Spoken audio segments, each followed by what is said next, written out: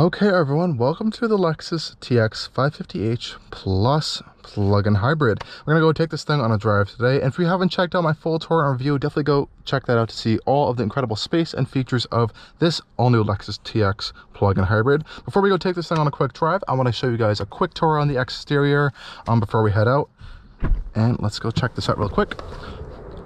Now the TX plug-in hybrid only comes in one trim. It's the luxury trim. So we have 22-inch wheels here we can see on this one, and a pretty cool design, I will say so myself. We have LED lights all around.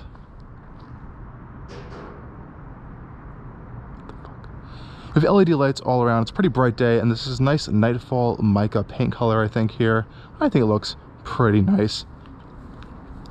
Does it look as enough different from a Toyota Grand Highlander?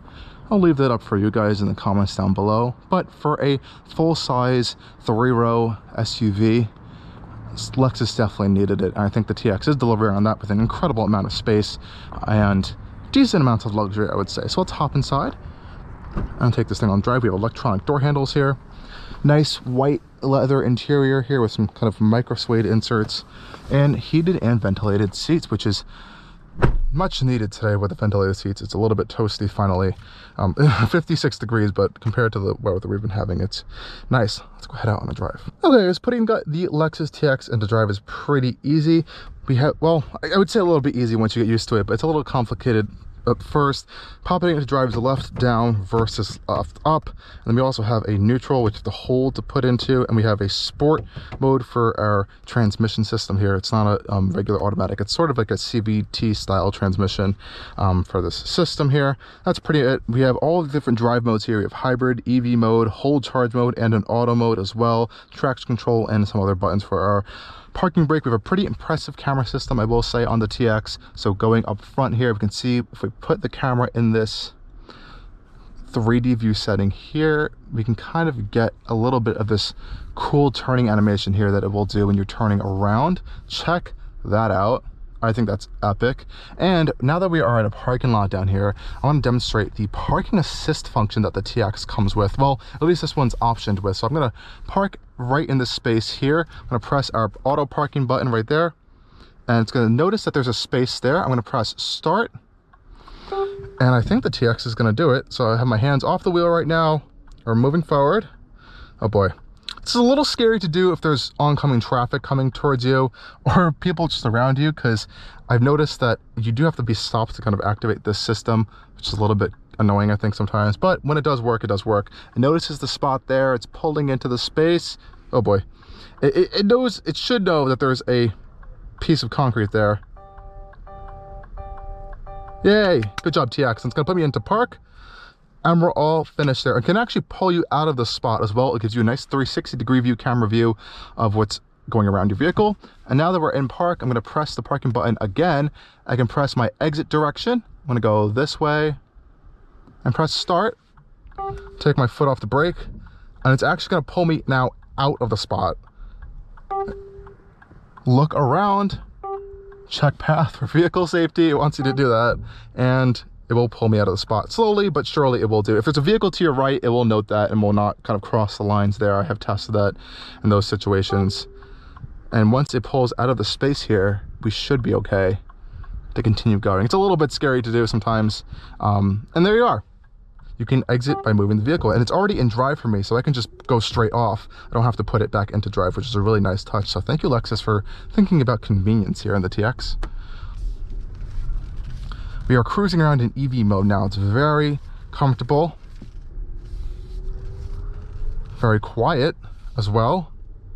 The Maybach GLS right there, check that out.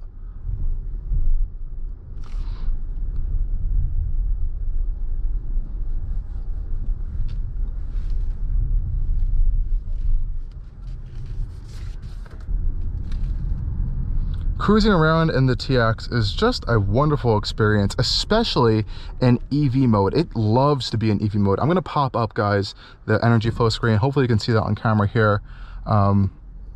It's just a fantastic vehicle to drive in EV mode. It really likes to just cruise around.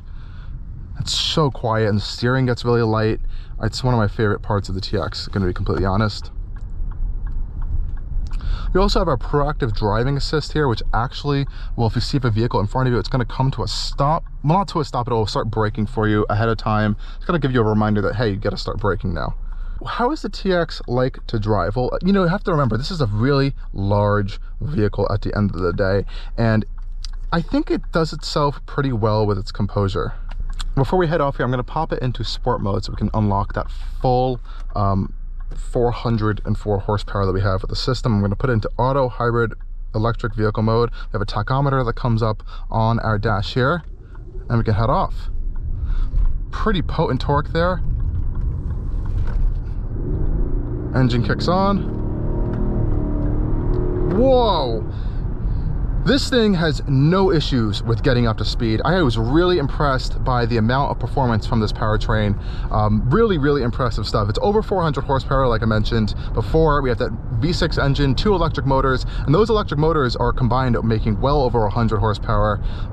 I think almost around 200 horsepower in total as well. It's pretty impressive, and it really gets you up to speed. And now we're out here on the highway, and this is where the TX is just at home. It is a beast in all areas. So I'm cruising right now in automatic mode. Now I can pop it into EV mode if I wanted to on the highway. So this is pure EV mode. We're only using our 12 miles of electric range I currently have on here. You can get up to 33 when the battery is fully charged. And I have to say, it's my favorite in EV mode. Maybe not on the highway, it's really meant for kind of around city situations, but on the highway, pop it into hybrid mode right here. And this is, I think, where you're gonna get some impressive fuel economy numbers. I have personally seen 29 mpg in hybrid mode on the highway. We're at 26.5 right now, which I've been driving a little bit spiritedly to kind of just demonstrate the capabilities of this TX for you guys, but it is a really efficient SUV, especially a 3-row SUV. So that's really impressive, I have to say here. And you can also put it in auto mode as well if you don't want to have it in hybrid mode, so it'll kind of choose which powertrains to use. And if you hold this button down, you'll put it into charge mode, and that's essentially going to have the engine on at all times, and while the engine's on, it's going to be charging your battery pack, giving you some range if you want to do that. You can see here it's actually steering me back in the lane right now. We have our driver assist systems, we have our curve assist, really fantastic systems, and you just pop it on by pressing this button here, and that's it. We have a driver attention monitor up here watching your eyes, which you can kind of adjust the sensitivity to in the infotainment system, and it does a great job of working as a cruising vehicle on the highway. This must be a fantastic road trip vehicle. I would love to be able to take this on a really long road trip, even cross country. I think it would get fantastic fuel economy and can haul people and cargo around really easily, especially with this Safety Sense 3.0 system. You can see all the different options we have in our settings here: lane departure alert, road sign assist, rear cross traffic alert, blind spot. It's just endless amount of features. And the proactive safety assist, which you can turn on and off, is constantly looking out for you. It's thinking about you in the kind of driving experience, which I think I really like. You can quickly disable it, but if you don't want it. We also have a lane change assist, so I have my lane change assist. It just changed lanes for me. I have to hold the steering wheel to do it, unfortunately, but I did not move it. Trust me on that one. It does change lanes, and at the end of the day, it is an assistant function, not a full autonomous vehicle. Going uphill here, you can hear the engine kick on, and it quietly just washes away into the distance when you let off the accelerator, which is really nice. Now, I do want to talk about the suspension of the TX. So in the F-Sport Performance version of the TX, which with the hybrid performance system, not the plug-in hybrid, you do get an adaptive suspension system, and you also get rear wheel steering. I really wish they would expand the rear wheel steering option to the plug-in hybrid luxury version, because I think that's a luxurious feature at the end of the day, especially in parking lot situations. It shortens the kind of wheelbase of the TX virtually when you turn those rear wheels in the opposite direction to kind of give you a better turning radius, and even on the highway it provides a little bit more stability. I also kind of wish we had the adaptive suspension on the luxury version of the TX as well. This suspension is really plush and comfortable 99% of the time. It's just definitely on the firmer side of luxury suspensions, I would say. Not so much where it's kind of letting jitters into the cabin. It just feels a little more taut. I think they did that to kind of minimize as much body roll as they can while keeping it still in that, on the softer kind of floaty experience. Like cruising in a straight line, it is just really nice. But sometimes you you just move those body movements, there's a lot of body roll by just little steering inputs around the vehicle, and I think that's where that firmness is kind of playing in there. It's a little bit of an unpleasant feeling sometimes, but at the end of the day, this is a large SUV, and it definitely makes it feel a little more truck-like, honestly. And what also feels truck-like is how high you can get in the TX. I just raised my seat up just a little bit, and you feel like you're driving like a Escalade or a Tahoe or something. It's not too far off dimensionally in terms of size-wise of that, but you can really sit like that if you want to, or you can sit pretty low down as well if you want to as well. So you can get that car-like experience in terms of driving, or a full-on truck-like experience here. Now that we're in traffic, we can kind of turn on our cruise control. Again, we have traffic assist, so when you're in low-speed traffic, it will come to a stop and go for you, and it'll go off into a start again just by looking forward, as it's tracking your eyes all the time, which is kind of cool. Or you can just press up, or I think just tap the accelerator as well, which is a nice little touch there. Really no complaints with that. We do have paddle shifters if you choose to use them. I'm going to put it into sport mode and demonstrate why you don't want to use them. Might as well put the transmission in sport as well.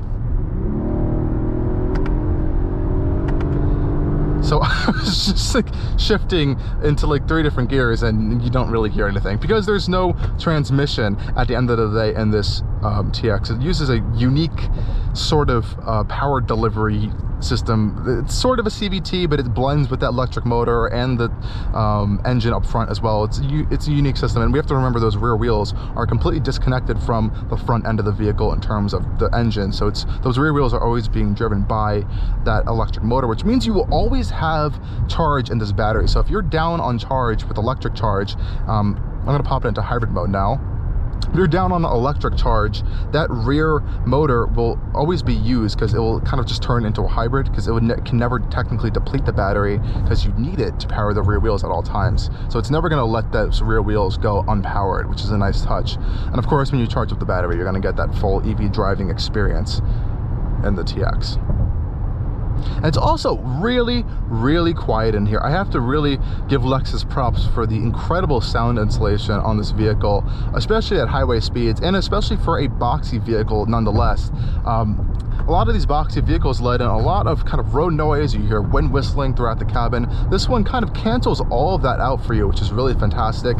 As you can tell, there's a lot of sound insulation in here because it kind of isolates a lot of cars moving by, wind noise. You have, I think, acoustically laminated glass as well. And since this one doesn't have the panoramic roof, I believe there's a lot of sound insulation up here, because it was raining the other day and I didn't even know it was raining on the roof because I couldn't hear a single drop. Sometimes when you have some lower end vehicles, you kind of hear raindrops hitting the metal on the roof. This one, silent, and I really do appreciate that here on the TX, especially over $80,000 as well.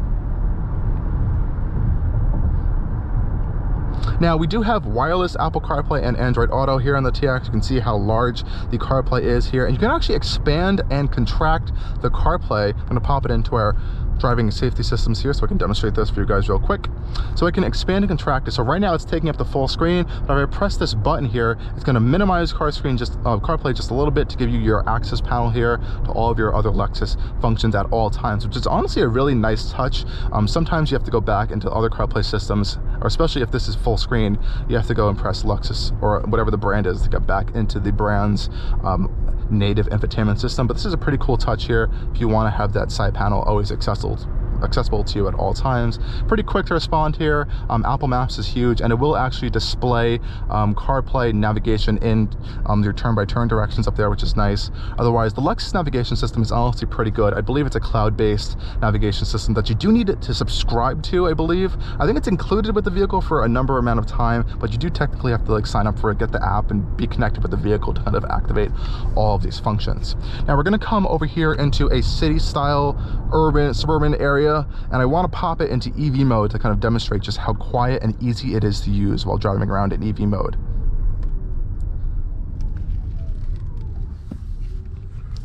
So I'm going to pop it manually into EV mode here. And I'm going to pop up our efficiency here, because you can actually get pretty good efficiency in EV mode if you are smart with your driving experience around here. Now, if you are not someone who's heavy on the pedal, you can get up to 2.8 miles per kilowatt hour in the TX, and I have proof of that. I did it, which is really over like 10 miles actually, which is really impressive for a 5,400 pound plus SUV with not the biggest electric motors either. I see that proactive safety assist now is now slowing us down while also regenning the TX as well, which is a nice touch. Anyways, guys, I hope you enjoyed this POV drive review of the Lexus TX.